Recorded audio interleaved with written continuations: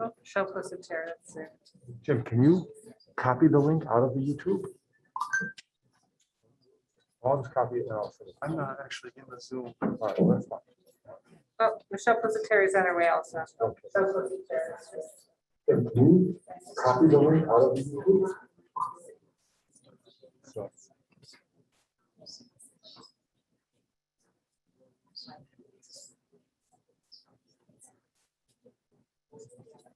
Yes, I apologize.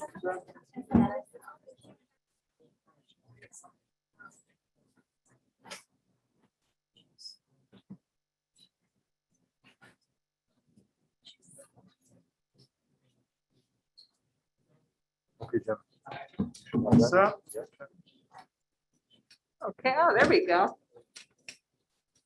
Whenever you are ready, we can start then.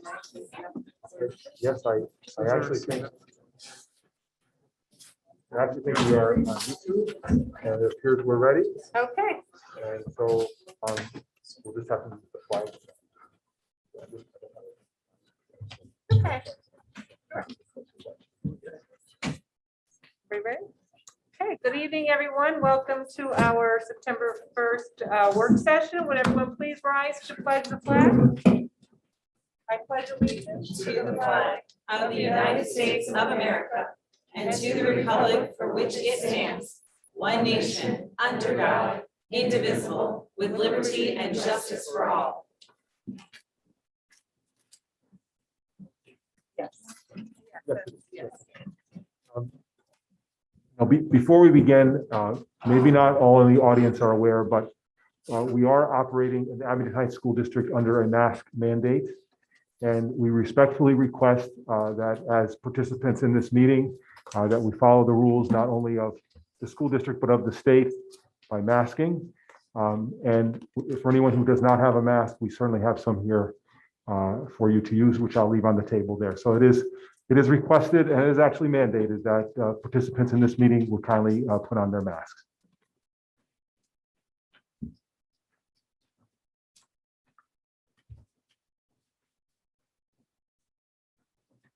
Michelle's coming. Mhm. She's on her way.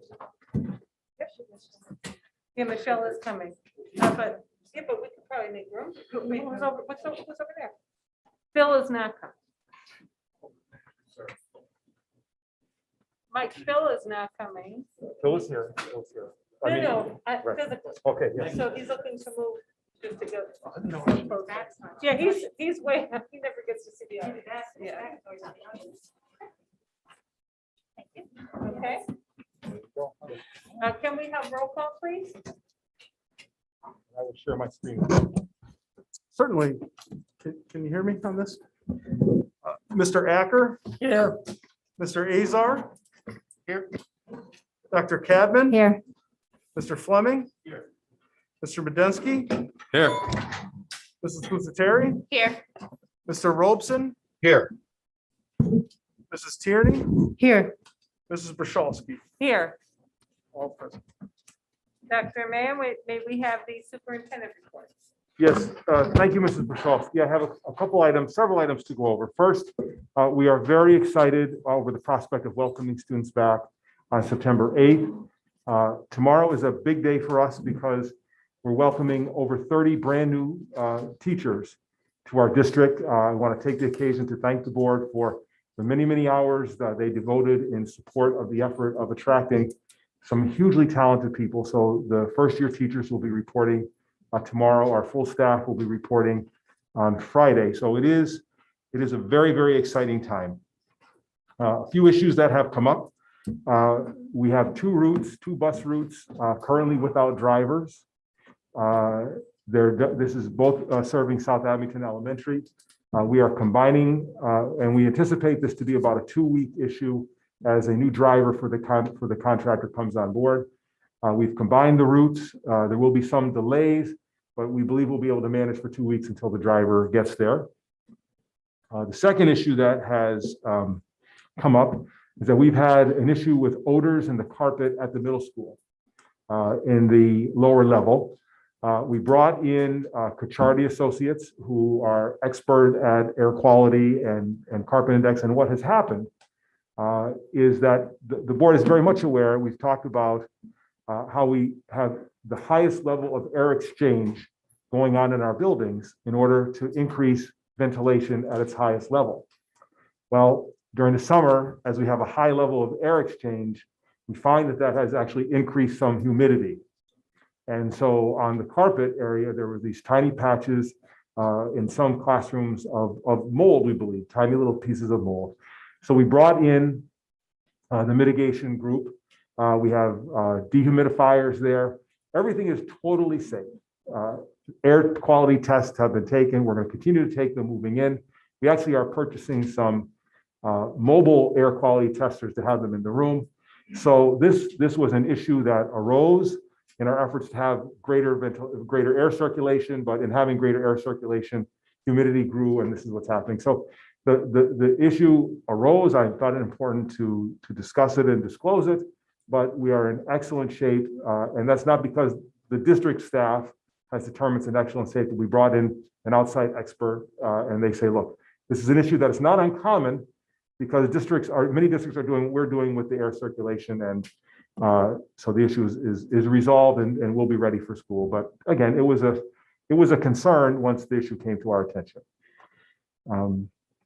Dr. Mann, Yes, I hate yes. to interrupt you, but I'm very disappointed that members are not complying with I'm sorry, but really, you could have zoomed in if you did not want to come and put a mask on. We're distanced. Yeah. We're distanced from you. You're okay. I'm not concerned about me being okay. I'm concerned about the fact that we're setting an example for, We're setting an example. We're No. setting an example. Thank you. Yeah. Thank you. so I don't know what our options are when Well- people refuse to comply with. I mean, it- there is the opportunity to kindly ask them to leave, right? Yeah. And I think it's very unfortunate that we're being forced into the idea Exactly. of having to do this. And so, and the other option is to simply let them sit there and not comply with expectations And set that an are example imposed for upon their us, to children. fail to set an I mean, example for their children. So, Yeah. so there are a number of options for them to do, and they'll further interrupt the meeting. But this is a problem of their creation. And ultimately, we are going to have to work through it, either by asking them to leave or simply by moving on with the meeting as, again, they're filming and trying to make an issue of this. But it's simply a matter of not being able to comply. Many of the people in the audience are following the direction, whether they like it or not. There may be people with masks here who may not want to wear them, but they are. And so we find ourselves in a position of being put in a bad spot because some people are not interested in complying. I believe there are exemptions to the mask rule per Governor Wolf. If I'm wrong, please And so- correct me. And those exemptions do not apply in this case, obviously. So, Okay. so my thought, Mr. Petrowski, is that we simply just move ahead, Okay. and there's little that we can do. So,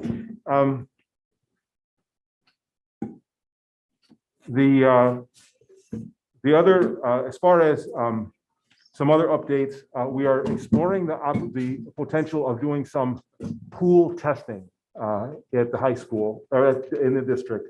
The state for COVID testing. The state has launched a program. It's a completely voluntary program.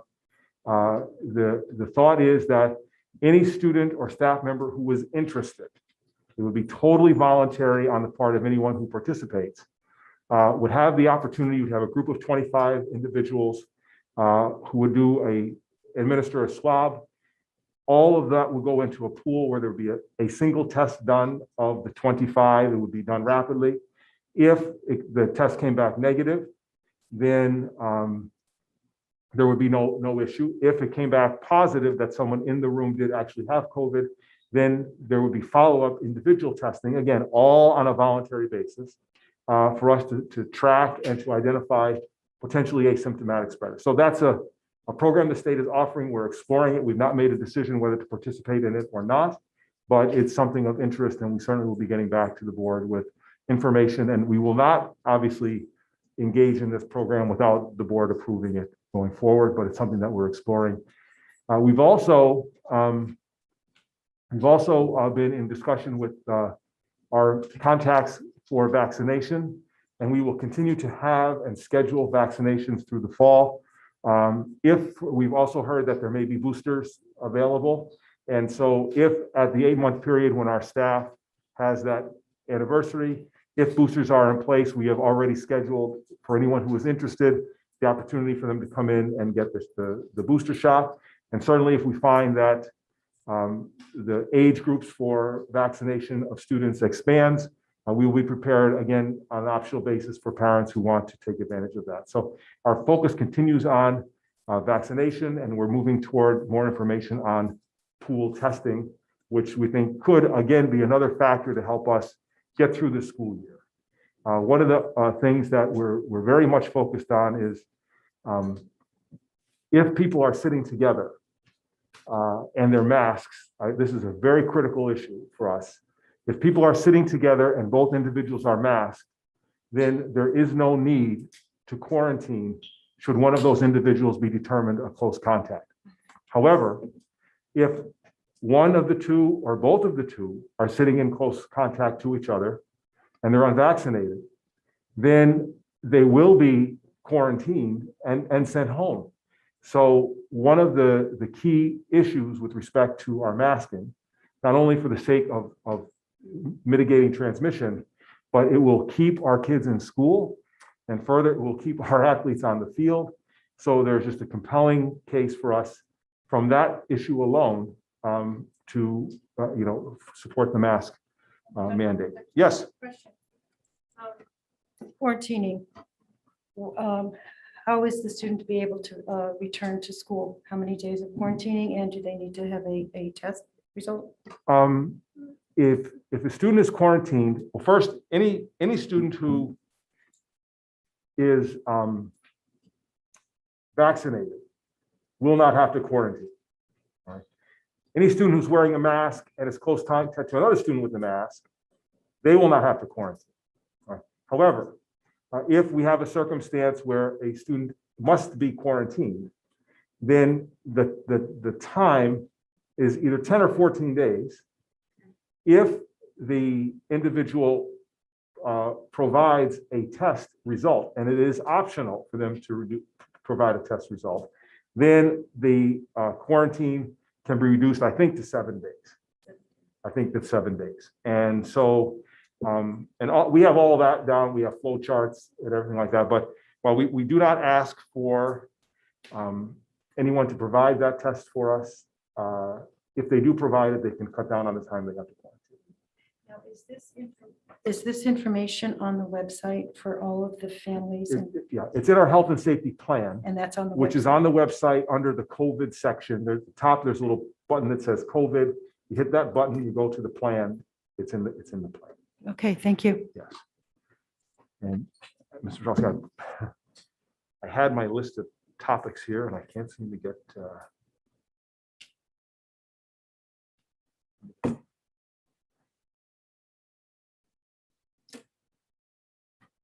There may be other things that I'm missing.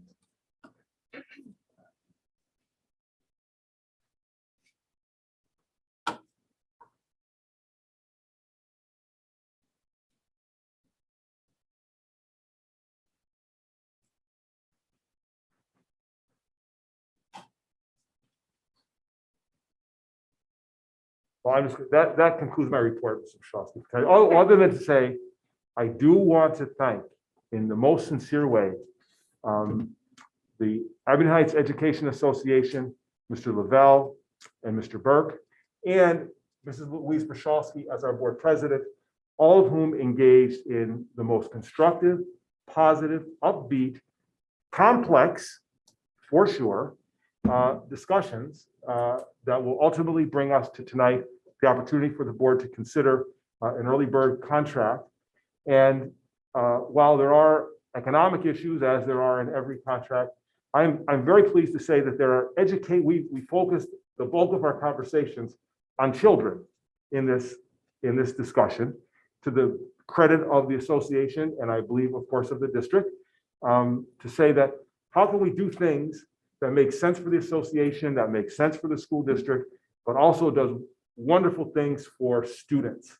And so this, of all the collective bargaining agreements that I've had a chance to be involved with, this one focuses most on student achievement, on how to do better things for students, while also providing recognition of the great work that our teachers do each and every day, and also recognition that our taxpayers are limited and we have to be good stewards of their resources. So I just wanted to offer my sincere gratitude to everyone who was involved in this.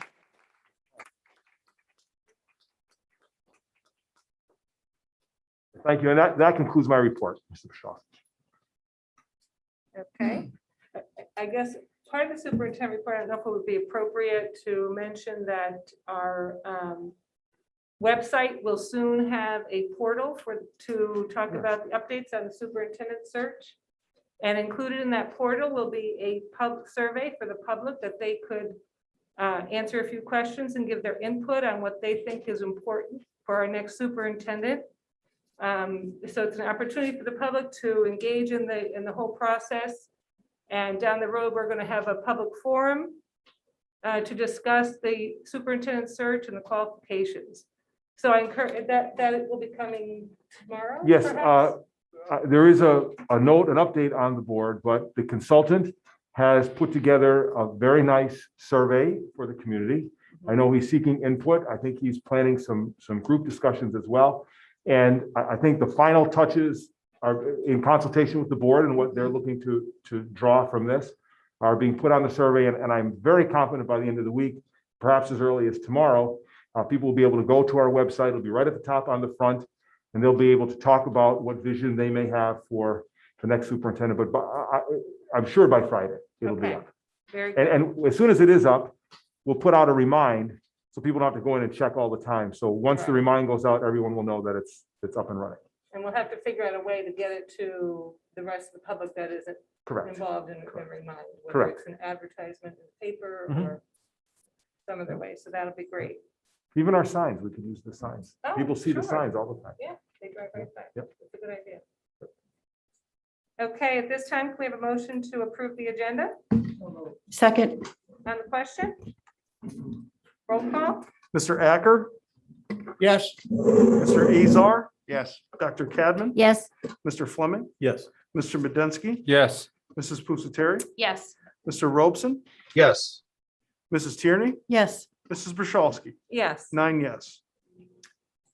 At this time, we would invite members of the public who wish to address the board to fill out a card giving their name and address.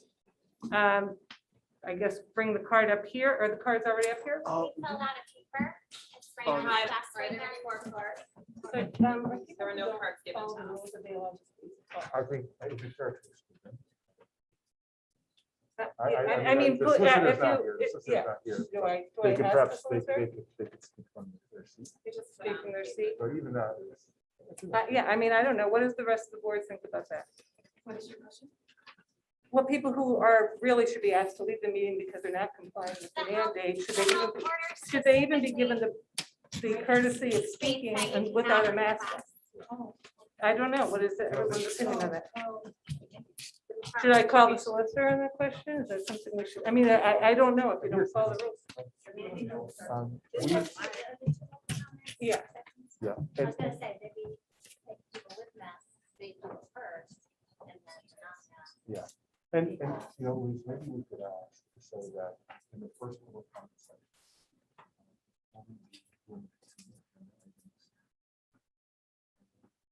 Will come up if they want to talk about this. I don't know either. And it may I've just never be- been faced it may with just be is that anything if they like are- this where they purposely, Right. And my fear is that if we don't have public comment on issues in bold. no, I'm not suggesting we have no public comment. I'm just not sure where you know, give up Right. I guess that's true. If you're going to refuse to wear a mask, I guess you'll have to speak from where you are and not address the board. I honestly don't feel that courtesy even should be given to people who refuse to abide by mandate, but It's not a law, it's not a law. It is the law of this building. So anyway, Rachel Rudy. Good evening. I sent an email to all of you earlier today when I thought that I'd not be coming. I'm obviously here. I hope that you all had a chance to look at it.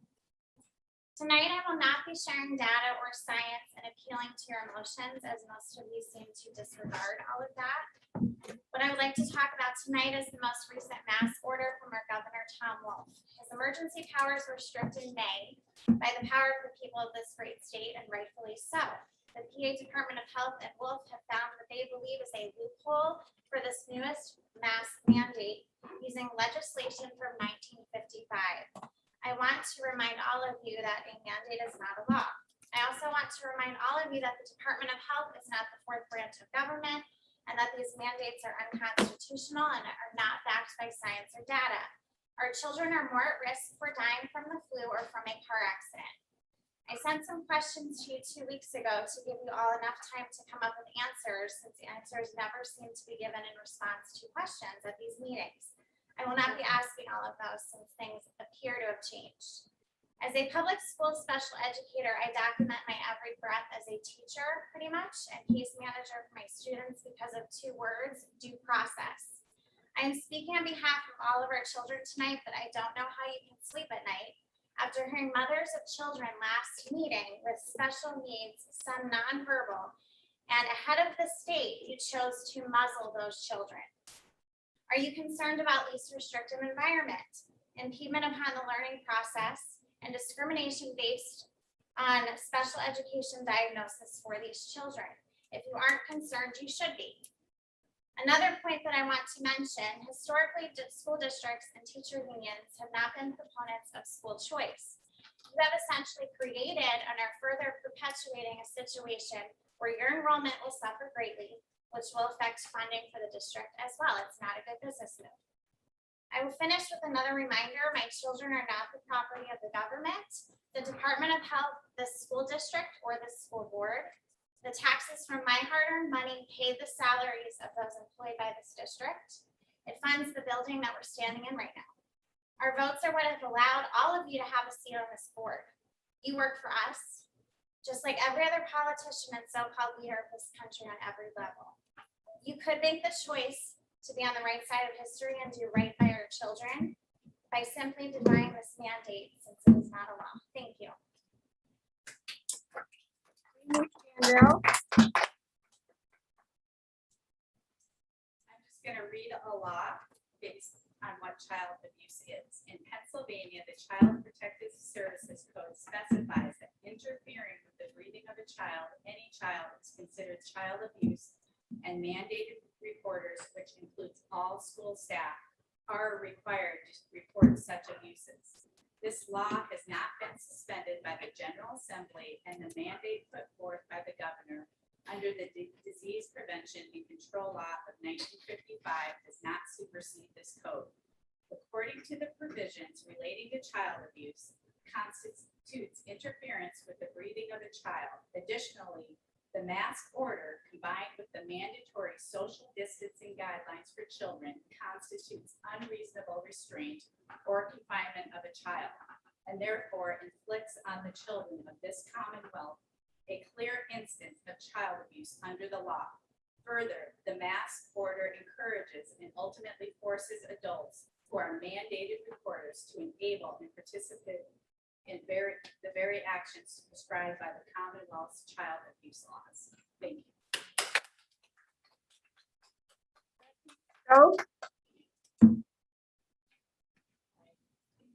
I'm a chief nurse executive for a hospital, and I have a medical background. And I can tell you that the government wants conformity out of us. It's all about conformity, to conform to what they want. A mask on our face to give us a shot of God knows what. This is child abuse. Total child abuse. My daughter would come home, 7-year-old little girl, every day last year from school. Mommy, I can't breathe. Mommy, I can't breathe. I can't breathe. Where did we hear that in society last year? It was everywhere.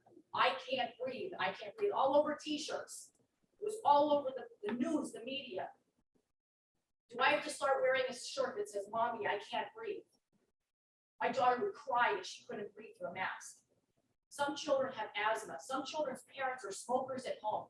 They have secondhand smoke. Their alveoli, sacs in their lungs, they don't have lung capacity like other children or like we do.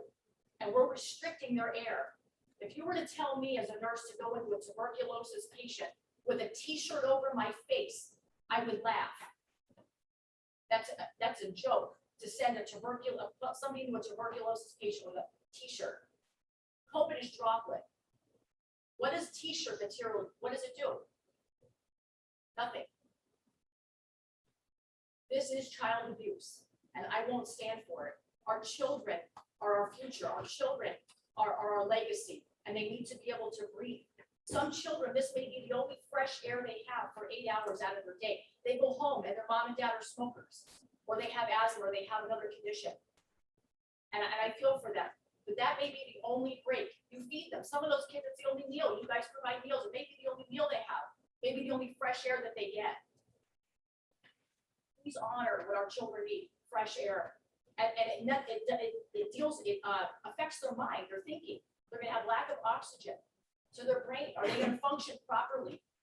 Are they gonna be able to comprehend? Are they gonna be able to write and read if their oxygen is restricted?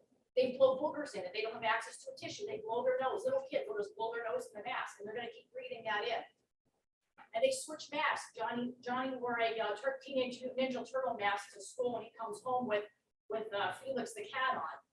I mean, there's so many issues with this. It's wrong. And I wish you would reconsider, and fight for our kids. Thank you.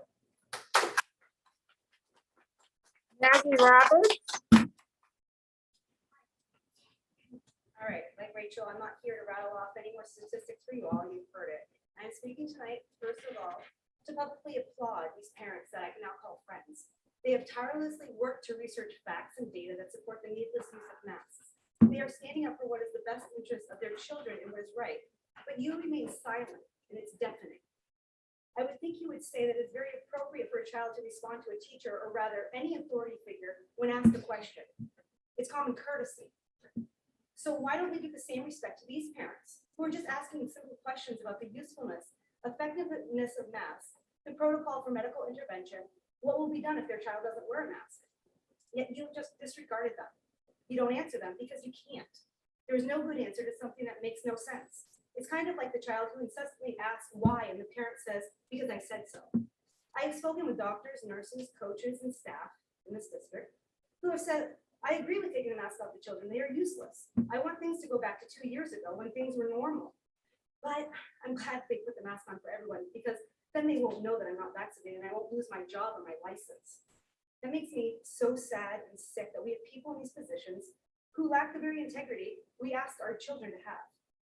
The school board is supposed to be a group of people that lead with integrity so that they can provide the best educational experience for our children, but yet you keep using the same rhetoric surrounding these masks. These children are simply told to wear them because they are a tangible means of loving their neighbor, or they are now told to get the vaccine as an act of charity.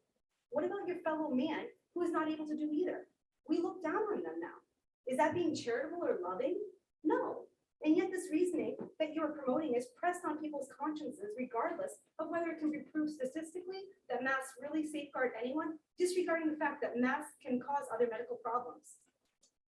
Seems like everyone wants to bring Jesus into this conversation. Now, what would Jesus do, right? I'm all for that. Jesus is very clear in the Bible about how children should be treated. In Mark 10:13-16, it says, people were bringing little children to Jesus for him to place his hands on them, but the disciples rebuked them.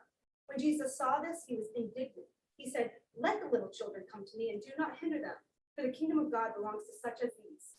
Truly, I tell you, anyone who will not receive the kingdom of God like a little child will never enter it. And he took the children in his arms, placed his hands on them, and blessed them. He didn't say, only if they're the healthy ones. They can't have a cough, fever, or runny nose. No, he went to be with the sick, the dying, and even the dead. He looked a lot different than most of us. He loved on the deplorable outcast leper. He touched them and wasn't afraid to be with them. The Bible also has a warning. In Matthew 18:6, it says, but whoever causes the downfall of one of these little ones who believe in me, it would be better for him if a heavy millstone were hung around his neck and he were drowned in the depths of the sea. Let's be honest. If we really care about one another, we would be acting more like Jesus. I have one more minute. Loving on the unlovable. Here we are creating a new religion, the religion of fear. We are worshiping it.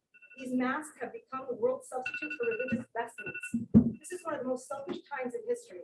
We are more worried about our status, our prestige, our name, our job, who's lining our pockets that are filling, than we are about what's best for these kids. If we do this in the name of lessening the risk of danger, then take away the skateboards, the trampolines, the bikes, the quads, the cars, the drugs, the alcohol, the vaping, the smartphone, the TV. These pose a much more detrimental threat than COVID and all of its variants. No one can reasonably deny that face coverings have become the chief symbol of popular culture's sanctimonious devotion to the secular credo. Instead of telling these kids to fear death, let's teach them to live, knowing that death is part of life. Show them how to have fortitude, to stand up for truth, discernment to choose between right and wrong, and integrity to not be persuaded no matter the cost. I'll leave you with one last verse. It is appointed unto men once to die, and after this comes judgment. We are all going to die one day of who knows what. God has our days numbered. Instead of fearing death, let's be more concerned with standing before Almighty God and giving an account of what we have done to these children. No mask, no vaccine, and no priest can stop the hand of God. May God have mercy on your souls. Is it Myrtle? This is my first meeting, and I've been watching online, and I met these ladies just recently. My husband and I, we own a business in Dunmore, and I went to school to be an elementary education teacher, and I student taught at Waverly. And when I student taught at Waverly, I thought it was like the best school out of all the different schools that I subbed at, the different schools that I student taught at. And I just said, when we get married and we move here to the Abington, it's like, I want to move here because the school district is the best. And my husband, he is a former Marine. He served in Afghanistan. And, you know, he really taught me what it is to be a true leader. Okay. Like, he's not scared of anything. Okay. So through this whole, and that's another thing. He's been across the world to so many different countries. Like, he is not afraid to eat food off the floor. In the United States of America, like, everybody's afraid of everything. Everybody's afraid of germs. I have this little toddler. We went to Wegmans. She's sitting in the car seat or the cart. She drops a muffin on the ground. He's like, "Here you go." And I'm like, "What?" And that's when I knew, like, my husband is going to raise this daughter to be fearless, and I have to just go along with it because that's the man I married. So we moved to this town, and I'm so excited. She's gonna be 3 soon. So I start calling preschools. Like, maybe she'll go to preschool. And you know, COVID's happening. It's ending, right? And then school's starting, and then all this stuff is happening. And I'm like, what is going on? Like, I kind of thought it was over because everything's improving, right? But now we have this, like, I'm gonna call it mass nonsense. I came here to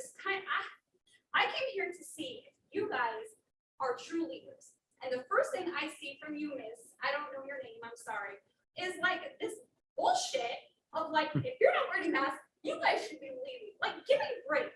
You're a little virus, like the virus doesn't stop with your mask. The virus, if I go to that microphone, it's not gonna change if I'm talking from here to there. If this was a banquet hall and you were having a reception with your friend or your daughter's, baby shower, like, everybody would have their masks on. The caterers, the servers would have to have their masks on. It's a bunch of BS. It doesn't even matter. It's all political theater. It's all political theater. And I'm watching you guys, wanting you guys to stand up for our freaking kids, and you're just going along with it. You're sitting there, you know, with your mask on, like you're better than everybody else. And the truth is that my eyes are open, and it's like, you guys are really not the leaders in the district, like the leading district that I thought you were. And I'm probably gonna homeschool my daughter because I think that's what's best for her, unless things change. And like, I feel like what she just said was outstanding.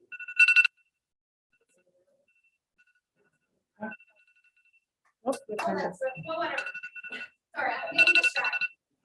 So your 3 minutes are up, so you just have to wait. Thank you. Thank you. We're looking for you guys to leave, and it doesn't look like you're leaving. You don't, it doesn't seem like you guys really care.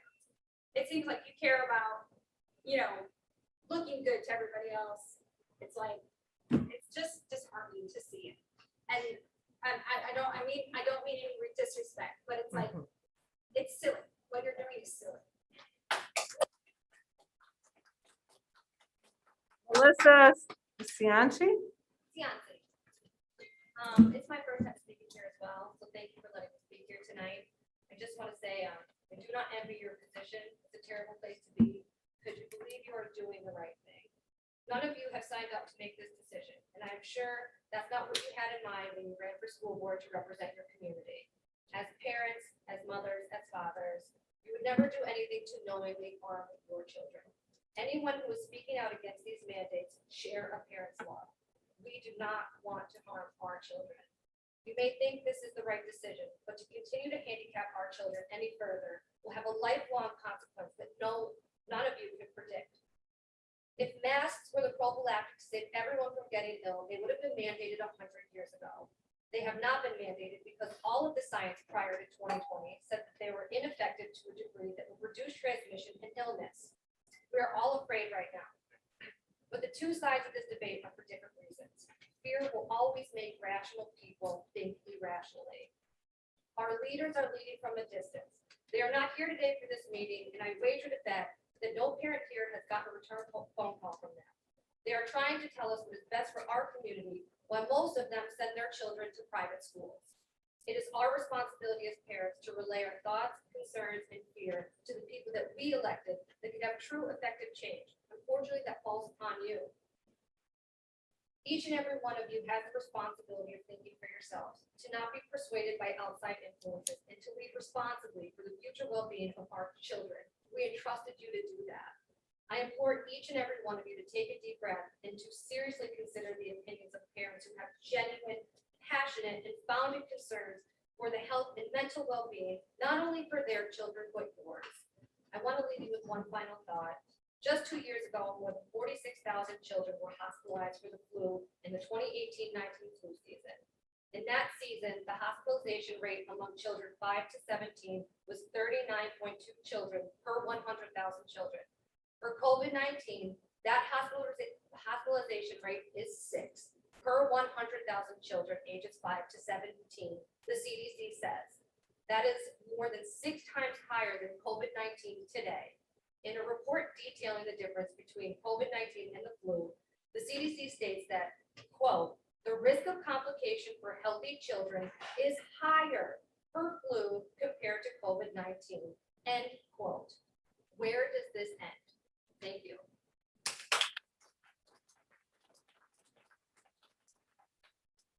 Dina Tamborelli?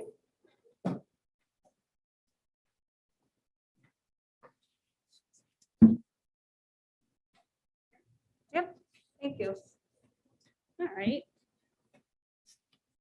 I wasn't gonna come, but I've heard all the buzz, and I'm a nurse as well. Clearly, medical people could disagree. This isn't about politics. It's not about telling people what to do when you get out of the building, when you go to the store. This is about the kids. It's about the kids when they congregate in a closed area. These little t-shirt-like masks are not in and of itself. They're not sitting close like you guys are. They're not screaming at each other like you guys are. They're still social distancing. They're still cleaning. They're still taking precautions. And like, really, to compare a mask to George Floyd's death of 8 minutes and 46 seconds of having a knee over his neck, I can't breathe. Seriously, there's something wrong with some of these people. You're entitled to your opinion, but that's taken a bit far. I think it's supportive and healthy and being a good leader to set a good example for our kids in the school. What they do outside is up to the families. Some of these kids have younger siblings that can't get vaccinated. So they get home and they're supposed to then put them at risk. And the special needs thing, trust me, the teachers who work with special needs kids, as well as the parents, are very concerned about their overall health. But you guys act like you're all about, oh, we want to keep all the kids safe, keep everybody safe. You don't care about that. You care about your politics. This isn't about politics. You know, I mean, we have variant strains because so many people refuse to take precautions or get vaccinated. And look, if we stopped giving the virus a host, it would stop replicating. And 100 years ago, by the way, masks were mandated and people didn't listen then. So clearly we haven't advanced that far as a society. I'm not surprised we have this problem, but when it comes to our kids, look, we all need to be uniform and we need to be supportive. And if a kid has that much emotional issues about wearing a mask and you want to call that abuse, I worked in hospitals. Seriously, you think we're abusing all these chemotherapy kids? I'm a breast cancer survivor. I really don't care to have people yelling in my face, especially people that don't get vaccinated. It's like, have some social moral responsibility. I'm sitting beside somebody that has a little paper that says, this mask offends my God. You better get another God, because God isn't offended by things. He's offended by people. So I can't imagine worshiping a God that got offended over a book or a mask. Seriously, people, get a grip. This isn't about politics. It's about protecting the kids. And you guys can be free not to get vaccinated, but don't shout it in my cancer surviving face. And I prefer to do something to protect other kids by doing my part. Okay? Because, and by the way, lastly, I will say this. CDC now comes out with statistics that show more kids now have died of COVID than flu last year. So get your facts together. Yeah, you know what? I'm going to tell you this too. When the pandemic came and we went to virtual in the fall, when the flu peaks, we weren't in school. You know what's going to happen this year? Now kids are going to get sick with the flu more than they did last year. Immune systems are going to be run down. Then you put COVID on that, more people will die on top of that. So have it your way. Thank you. Yep, thank you. Sarah Nan? I'm sorry if I missed. Is it narrow? Narrow, okay, I'm sorry.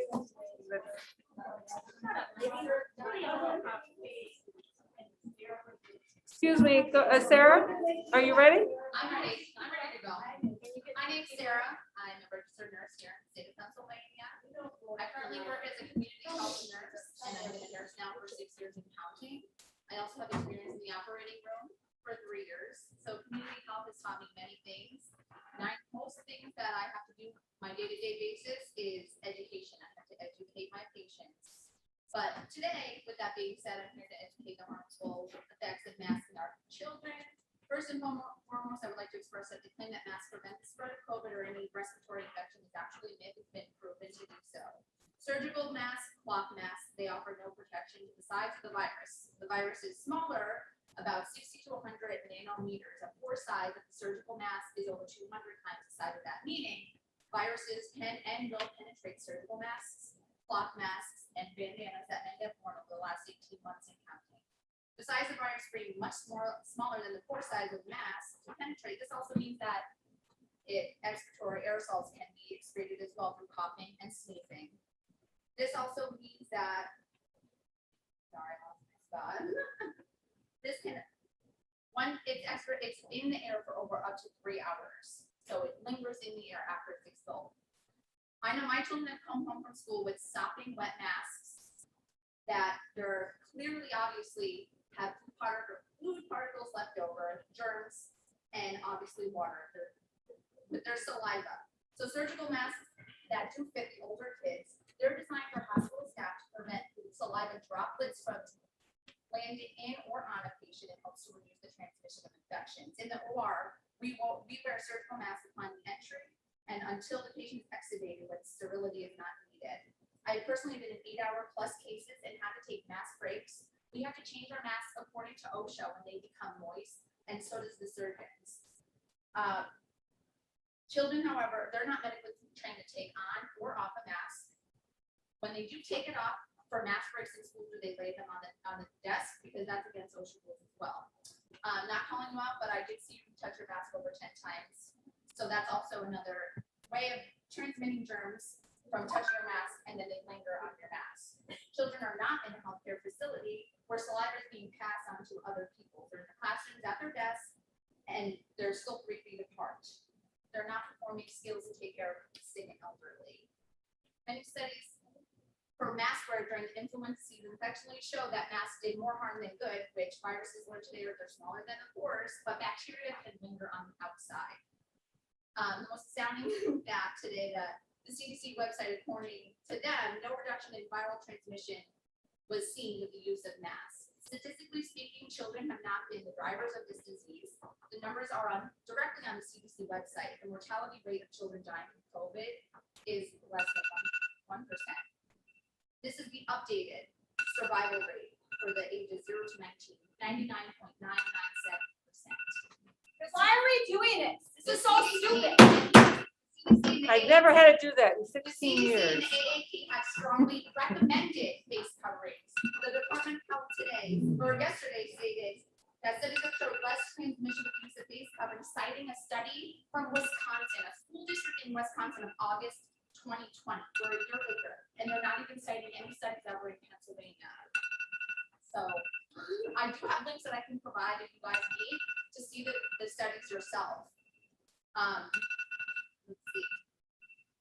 Okay, you have to wrap it up, okay? Yeah, I'm gonna wrap it up. I just want you guys to really, really strongly consider just recommending it. Let it be the parent's choice. Yes. Yes. Kelly Flowers.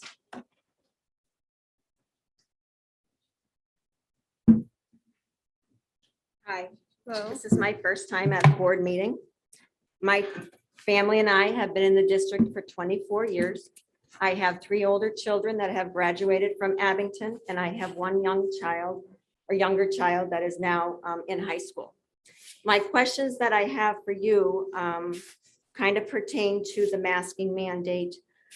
And the questions that I have are, what are the guidelines for how long a student has to wear a mask without a break? I'll take a list of your questions, and when you're finished, I'll be able to. Okay, so you respond. don't have any guidelines in place If- for if these you could- if students? you- Rather than going back and forth. No, I if just, you- do you have a list of guidelines that are already set up in place for how long the masks have to be in And place? I'm going to say again, I'll listen to everything you say. I'll make note of your questions and I'll respond. Second question is, where are the metrics or the guidelines on when masking is required to prevent community spread? How many COVID cases in the district are present for the masking to take place? How many students in our district has COVID? How many have been hospitalized? And how many have been placed in ICU?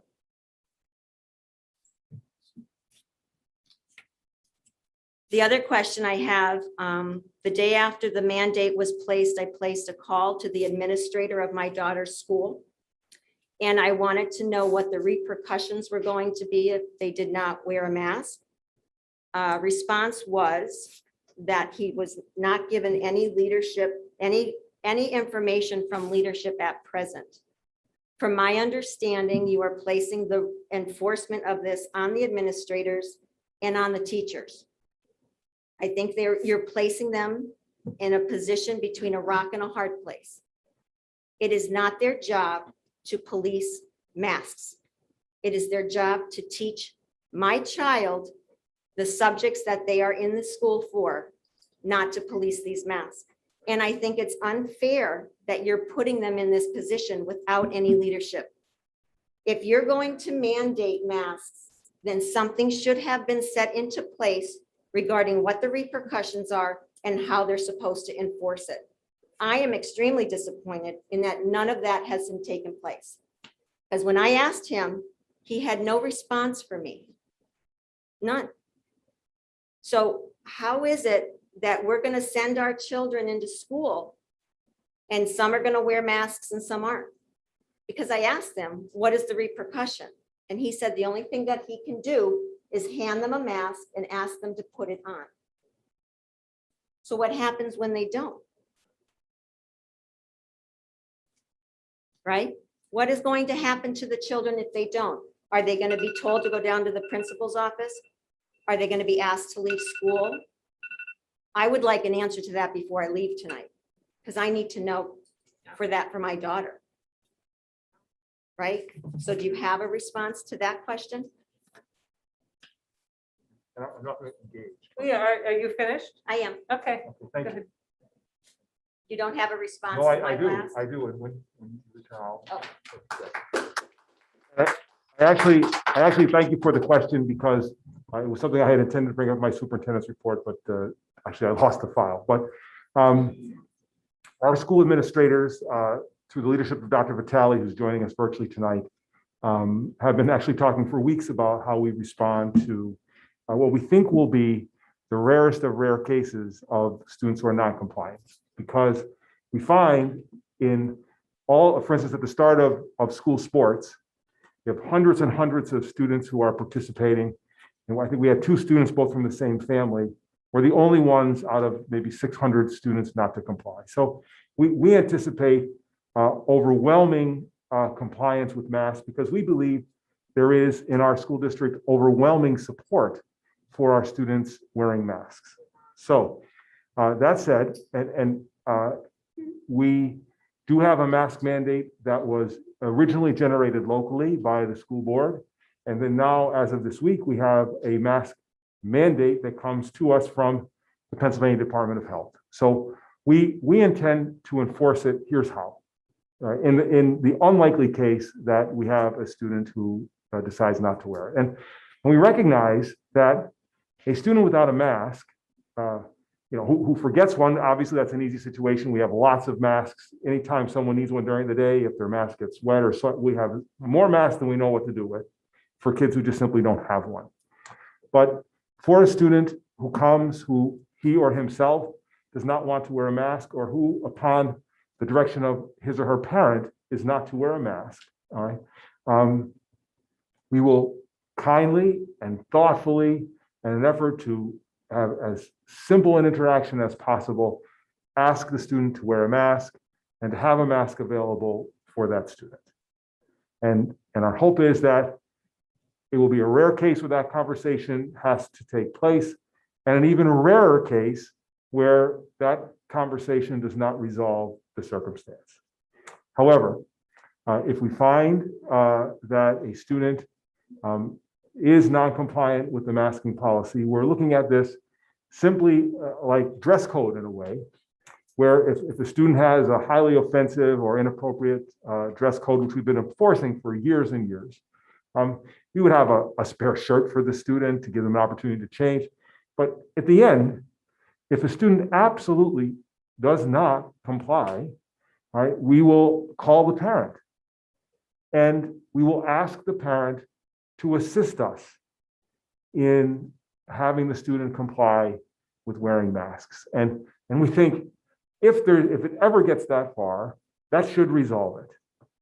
However, if we reach the unfortunate circumstance where the parent and the student absolutely will not wear a mask to school, the student will not be allowed in the school. The parent will be called and asked to take the child home until there is compliance. And again, we don't anticipate that happening at all, but that will be our response, because to do otherwise simply means that the board, the state, has an obligation. We have many, many rules to enforce. Lots of people don't like all of our rules, but we have them. And in this case, these rules are external to Abington Heights. It's an expectation that's put onto us by the state. And while we sincerely hope that it will never reach the point of having a student excluded from school, we are prepared to do so. And again, students who have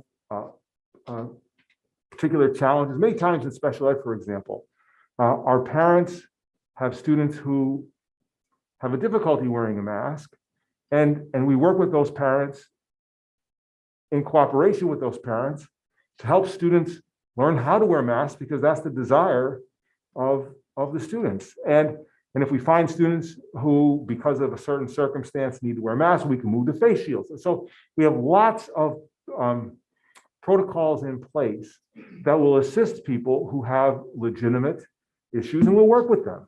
But to the extent someone comes in and says, I'm just not following the rules, we will not, just as, tonight people are here, they're not following the rules, but when it comes to school, They will not be in with other students. And again, we don't think that's going to happen, but if it does, that's the approach that we will take. Do we have this, a guideline? She asked about mask breaks and things of that And, nature. and that, yes, and thank you for reminding Mr. Shawsky. Right. First, students will have lunch. They will not have masks on, right? We will try to keep apart. They're going to eat. They're going to see each other's face. They will have at different levels throughout the course of the day, mask breaks, where they'll, like for instance, in the middle school, they have snack time where they'll be without the mask. And this is an important thing.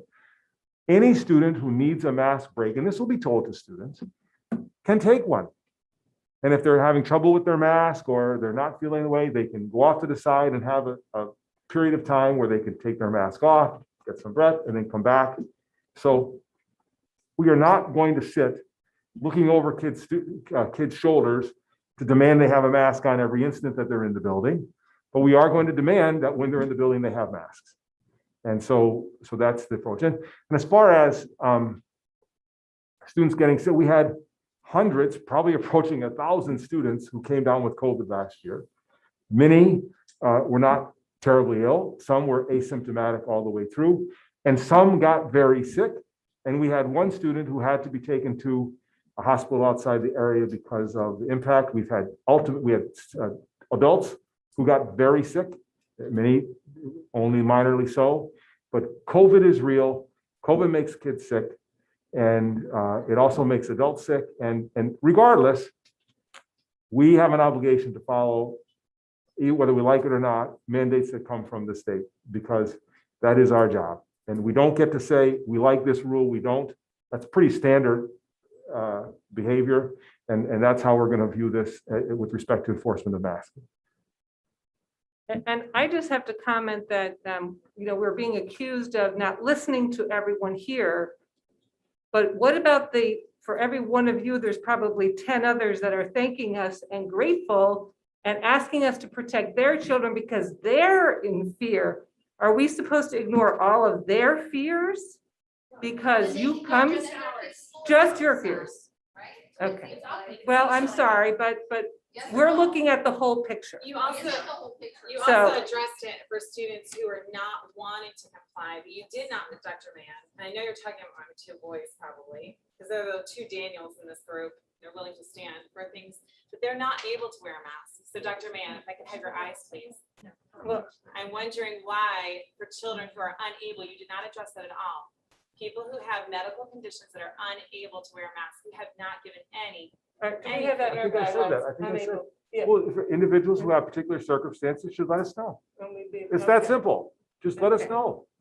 Okay. I have. I just wanted to let you know because you said there were 2 boys. And I'm so- pretty sure you're talking about mine. So there's, and again, not to expand, but I will say, someone who simply, because someone hands us a note does not mean that they're free of the masking obligation, right? That there's a certain process. We review this with our solicitors. We review it with our special education department. So we will work with people who have circumstances, but do not expect, because a note is generated, that is going to negate a student's obligation to wear a mask. Dr. Mann, I have one question on the topic. So when Governor Wolf came out with his mandate, it was very detailed on a lot of topics, a lot more detail than we went into 2 weeks ago Yes. about enforcing a mandate. Is it your view, or do you have an opinion on, or a recommendation on, are we going to follow a lot of the detail that's in there about certain circumstances, like during phys ed and during other activities? Well, sure, we are. And for instance, I think Mr. Azar mentions about if you're engaged in heavy respiratory activity, not to have masks on students. Well, of course. And, with respect to gym, physical education, we will make every possible effort to be outside as much as we possibly can until it just gets very, very cold. And, when we're having a phys ed class, when students are gathering and certainly when they're in the locker room and other places, masks, I think probably more essential at that time than ever. But if teachers are using proper social distancing, engaging activities that cause students to respirate at higher levels, we would not anticipate having masks to be in accord with the guidance of PDE. So we are going to approach this reasonably, right? And with common sense, for whatever that word means, with compassion and grace. Right? And I'm not promising that there won't be an issue that comes up that causes some concern, because our teachers, our principals, they're in a hard spot, particularly if they encounter blatant noncompliance with this.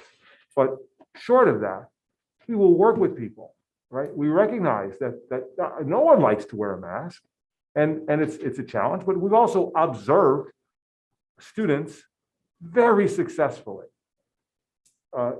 navigating this issue and doing well in their class. So again, with grace is how we intend to handle this. But at the end of the day, students will wear masks. Thank you. Okay, Dr. May we have the personnel report? Yes, thank you, Mrs. Brashowski. Oh, Yes, that's right. Thank you, Mr. Medinsky. Thank you. I have to stop sharing my screen for a moment here. And then we'll get to the people who have their hands raised. Yes, and so we'll start with Mr. Hurricane, Phil, and we're going to allow you to talk. Thank you, Dr. Mann. Okay, you're on. Thank you very much. I had a question scribbled down here about how we would go about enforcing the mandate in an environment where clearly parents have decided to make an issue of not complying. And you've answered it. You've answered that just now. So I have to say thank you to you for doing that ahead of hearing my particular question. I would take slight issue with the way it was cast by the speaker before me, who posed the question to you, who tried to say that it was unfair to put enforcement of this at the feet of the teachers and the administrators. Really, what I would see that is, that's only happening if a parent has decided to use their child to make a point. And it would be really much nicer for everybody, much more respectful and much better for all the children, mine and everybody else's, if we didn't try to use our children like that. Anyway, thank you for your detailed answer to the previous question, Dr. Mann. The next, we have Rebecca Davis. Ms. Davis, you could hear us? Yes, I can. Can you hear me? Yes, we can. Yes, we can. Go right ahead. Perfect. Thank you. Rebecca Davis from Clark Summit. Thank you, board members. I do not envy the position that y'all continue to be in during this time of very difficult decisions. Mine's more of a comment than a question. Once again, I seem to be on the minority of these meetings. I seem to be on the side that opposes being maskless. One of the reasons I'm so comfortable with my children attending school is due to them wearing a mask. Just speaking from experience on my own household alone, the number of times that my family had a cold last year was none. It was absolutely zero. So that's not something that usually happens. Normally it's transmitted from member to member in my household over the span of several weeks. And so I can see both sides of the argument, but I do know that I feel much better. I feel that my kids are much safer coming to school wearing a mask. And that's nothing against anybody else. I just know that without as much personal touching with other people and sharing germs as easily, they did not bring home a lot of the sickness or any sickness last year from the school. And likewise with me going to work, because I work and I have to wear a mask all day long when I work as well. And I wasn't bringing anybody back sickness from my job either. So I do see the benefit, and that's again, just from my personal experience. But I also seem to recall that we filled out a survey at the end of the last school year that addressed wearing masks at the start of this year, and how likely we would send our children to school if that was the case, as long as everything was staying status quo. So I guess I always question why people are so up in arms when we fill out things for the school to help them make decisions. And That's pretty much all I have. Thank you. Thank you. Okay. Up next would be Heather. So Heather, can you hear us?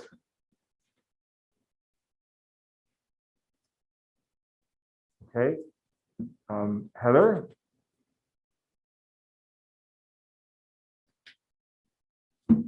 Are you muted perhaps?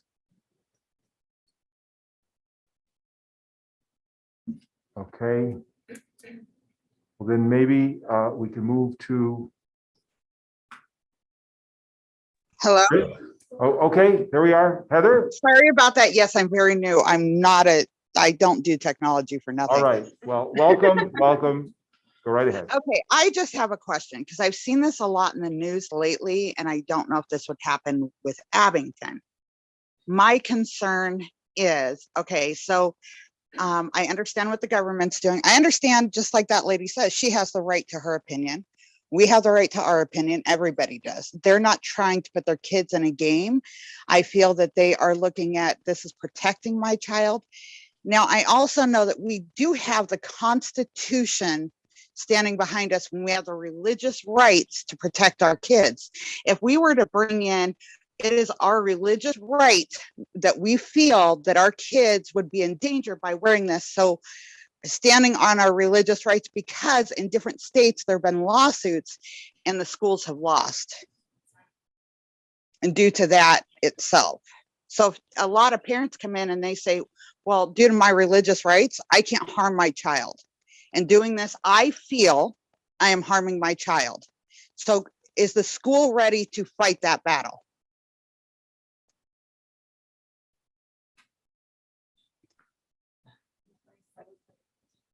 That's all. Yeah. Okay, and then next we have Chris R. Good evening. My name is Christopher Rosengrant. I reside in Ransom Township. Well, my question was answered, but I just kind of have a follow-up to that. I know we pay, our taxes to the school. You're saying that our children will be removed if they don't comply with the mask order. My question would be then, if the parents refuse to pick the children up from school, when they do call and tell us that our kids are not complying, and we don't pick them up, what happens next, per se? My son has been told not to comply with the mask order. My son will not be complying with the mask order, and he will be coming to school on Wednesday without a mask. So my question is, if we refuse to come and pick him up when the school calls us and tells us that he's not complying, and we fail to do that, what happens next?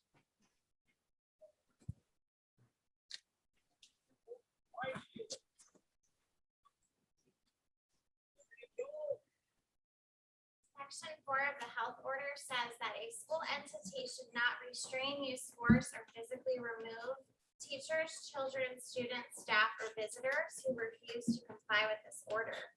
It's a shame you're not aware Is of Chris finished? What was that? Yeah, I'm finished. Yeah. I'm just looking for an answer to my question. Okay. And then we'll move on to the next speaker. Okay. Okay.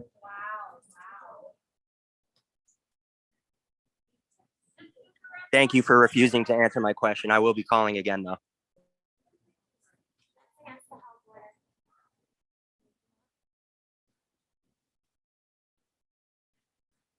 We have Jim Walker. Hello. Thank you very much for having me. My name is Jim Walker. I have 2 kids in the district and live over here on Lansdowne. My wife has some complicated health issues, and last year we were super nervous because COVID's going around. It's kind of this invisible thing that we can't see, and it's most certainly not fun for anybody at all. I just wanted to thank the board, I think, for making the right decision when you voted to keep masks here. I think that nobody really wants to make these tough decisions. We see that by, the state just coming in this week and giving and providing some guidance. So I don't think it's, fun at all. I do know that my kids have a lot of fun at school. they love the district. I think this year we've been told that the kids are even going to be closer, which is great to allow them to, be social and have that. And I feel definitely more comfortable with them wearing masks, given that the kids are going to be even closer. It's one of the reasons why we're going to send our kids to school this year. So just want to say I appreciate you guys, taking the step to do that before our state even would, and trying to take care of our children. That they mean the most to all of us. And I just wanted to say thank you for doing that. And that's it. Thanks so much. Oh, wait, one more thing really quick. Also, totally for it. If there's ever the chance that we could raise the taxes to pay more for teachers and everybody else, I am all 100% for it. You guys do so much. Like, really, this means so much for our community. I think we really take it for granted. So thank you guys very much. Thank you. Okay. And then I think our last speakers will be Drs. Pancholi.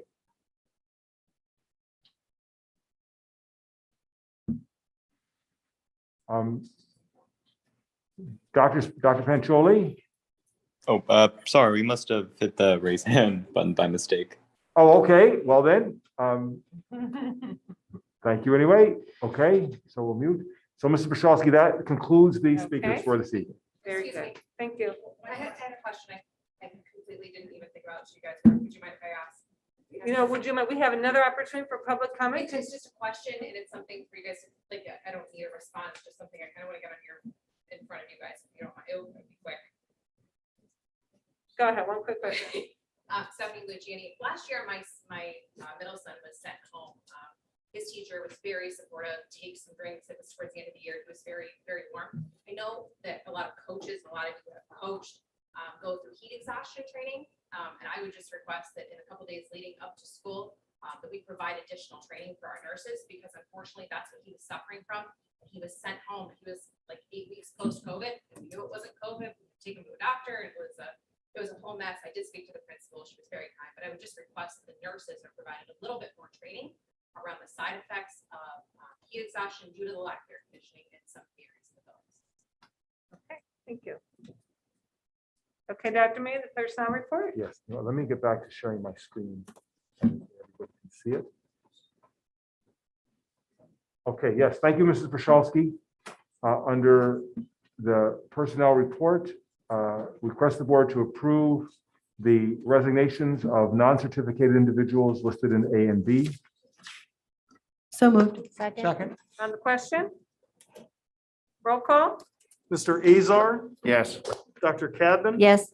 Mr. Fleming, Yes. Mr. Medensky, Yes. Mrs. Pusateri, Yes. Mr. Robson, Yes. Mrs. Tierney, Yes. Mr. Acker, Yes. Mrs. Brzezowski. Yes. 9 yes. And we're on to number 2 now, leave of absences. Request the board to approve those individuals listed in A through C. So moved. Second. On the question?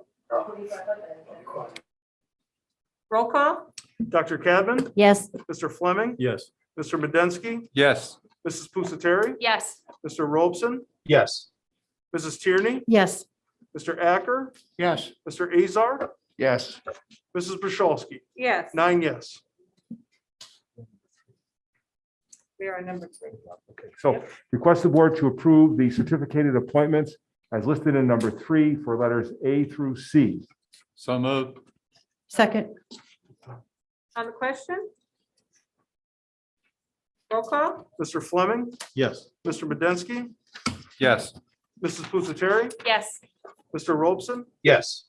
Mrs. Tierney, Yes. Mr. Acker, Yes. Mr. Azar, Yes. Dr. Cadman, Yes. Mrs. Brzezowski. Yes. 9 yes. Under appointments number 4, non-certificated, we request the board to approve those individuals listed in letters A through F. So moved. Second. On the question? Roll call? Mr. Medensky, Yes. Mrs. Pusateri, Yes. Mr. Robson, Yes. Mrs. Tierney, Yes. Mr. Acker, Yes. Mr. Azar, Yes. Dr. Cadman, Yes. Mr. Fleming, Yes. Mrs. Brzezowski. Yes. 9 yes. And letter B, we request a motion to approve the transportation contracts and agreements with Abington Heights School District transportation contractors enlisted in multiple items under item number 1. So moved. Second. On the question? call? Mrs. Pusateri, Yes. Mr. Robson, Yes. Mrs. Tierney, Yes. Mr. Acker, Yes. Mr. Azar, Yes. Dr. Cadman, Yes. Mr. Fleming, Yes. Mr. Medensky, Yes. Mrs. Brashalski. Yes. 9 yes. Letter C, request the board to approve the school bus driver list for the 2021-2022 school year as contained in item number 2. Second. On the question? I have a question. Dr. Mann, you said that there's a bit of a shortage. How many routes are we concerned about that aren't going to be able to be filled?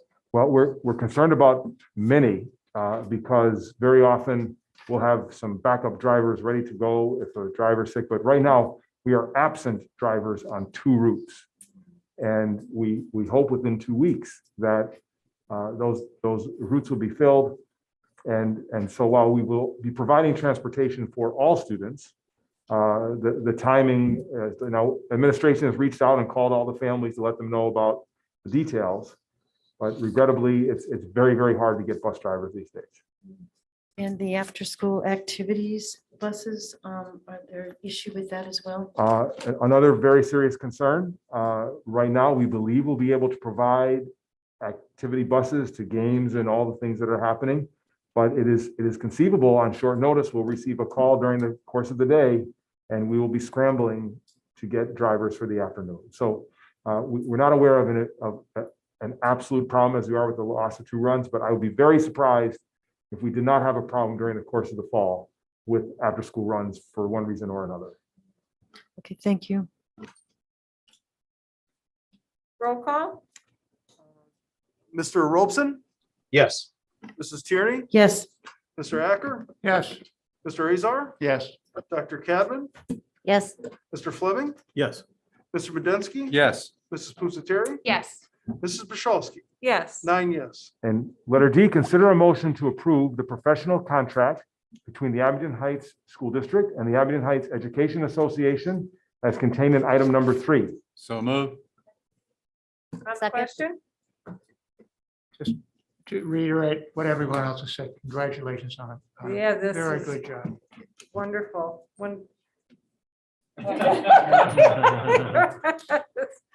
So the contract will go through 2026.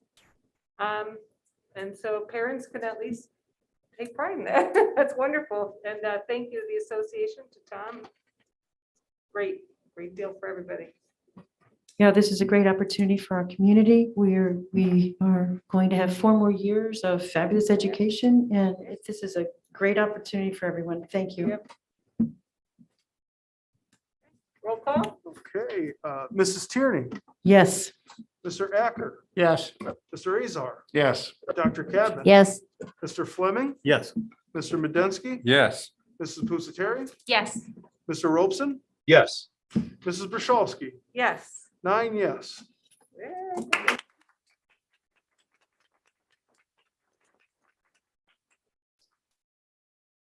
Okay, at this time, we have another opportunity for public comment. If there's anyone who wishes to address the board, if you could fill up, sure. Just talk, yeah. you can just- Yeah. Oh, Tom he was already Lavelle. actually on here.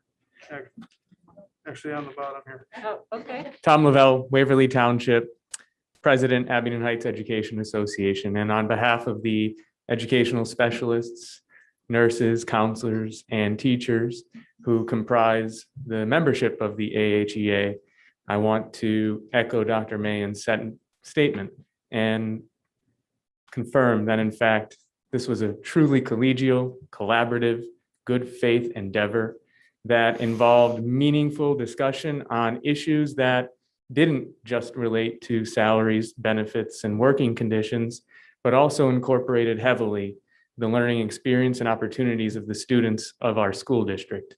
And to have come to a meaningful, beneficial compromise on many of those key issues that move us forward over the next several years is truly a benefit to the community, to the parents, to the staff, to the board, and to everyone. So I do want to thank the entire school board for participating in that process, specifically Dr. Mann and Board President Brashovsky.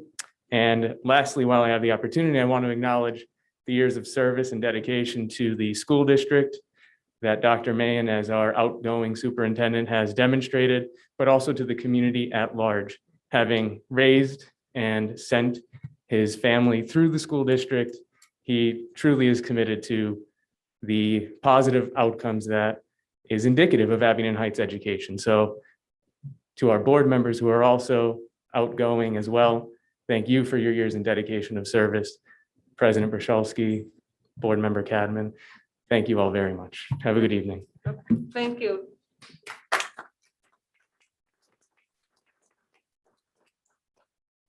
And for those who are wanting to participate at home, I actually unraised everyone's hands because I didn't know if it was left over from the first time.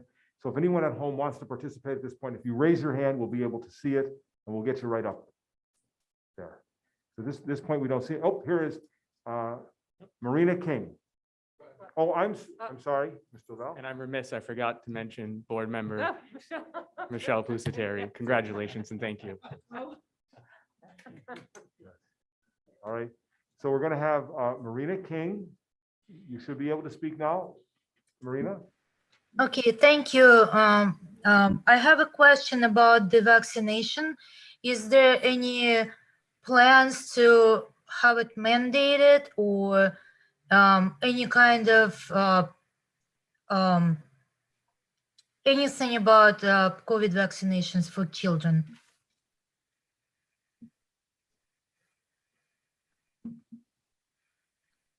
Okay, is that all, Ms. King? Yes, I just want to Okay. know if there will be any kind of mandate for children to be vaccinated. Yes. Ms. King, I think I speak for the board in saying that there are absolutely no plans whatsoever for Abington Heights to institute any mandates with respect to vaccination. In fact, we are not asking people to provide that information. However, we are committed to providing voluntary opportunities with respect to clinics, as we have been doing since the beginning of the vaccine. We've been hearing that at some point in the not too distant future, there may be a lowering of the age where students are eligible. And we certainly would be having vaccination clinics for anyone who isn't interested in having their child vaccinated in such a way. But we've read in some states and different places that there are vaccination mandates. That is not the case in Abington Heights.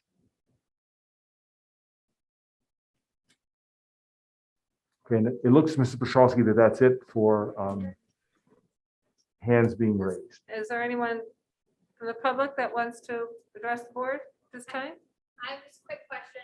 You were talking earlier about pulling COVID tests and then you were going to quarantine kids if they were sitting with someone who was not masked and then they were not vaccinated. Can you explain that again? And also, like, what about lunch when everybody takes their masks off? So how would you, I was just kind of confused by that.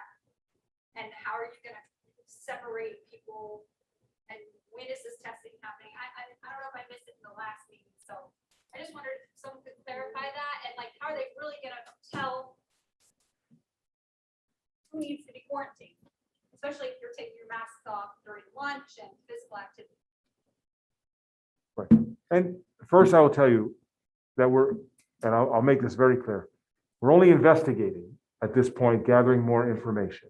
There is a program offered by the state of Pennsylvania that's free by a third-party vendor that has expertise in this area.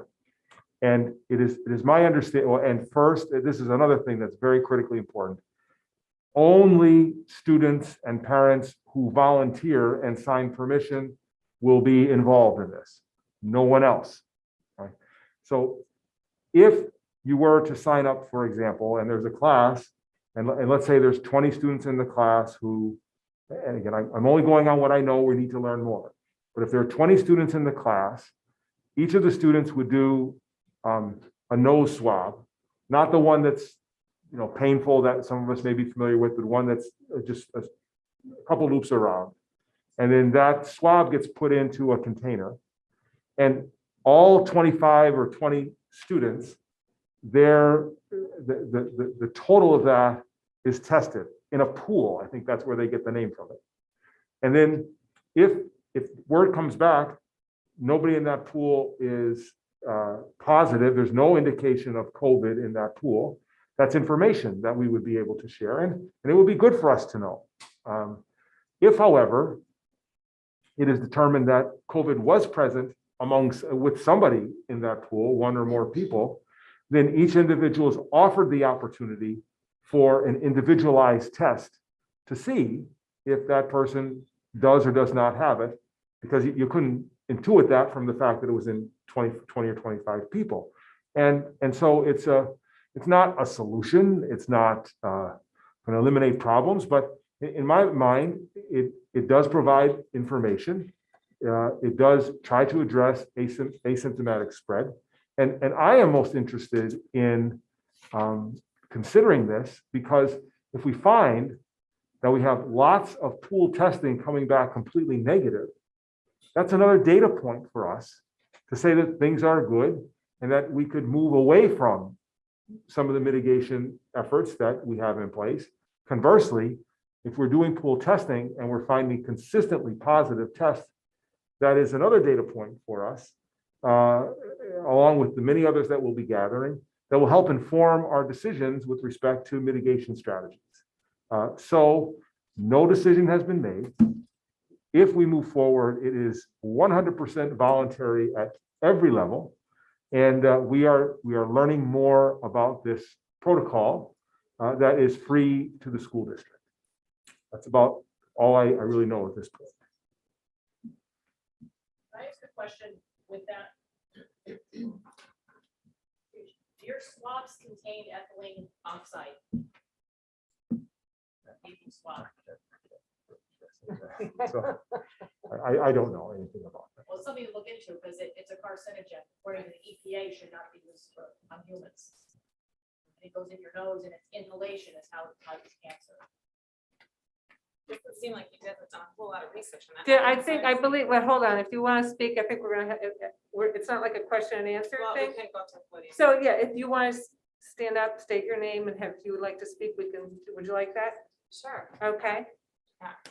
I'm Sarah Sesvick. okay. I am just asking that, have you guys done research on your own? Because it doesn't seem like that, because that's easily pulled up, just the nasal swab. And if you're concerned about the safety of our children and you're going to be pooling them, and I don't have kids in the school district right now, right? Okay, I I'm think homeschooling. Dr. May made it very clear that it's the early stages, this just came out, and there's a lot of Well, if investigation you're going to to be happen. implementing it, potentially implementing it, I would definitely. After I investigation, would definitely ask you, as a paying taxpayer, for other children, they're not even my children, there are other children in the district, to research this before you implement it. There are other things that you can do, like a saliva test, that's also actually more accurate than the nasal swab.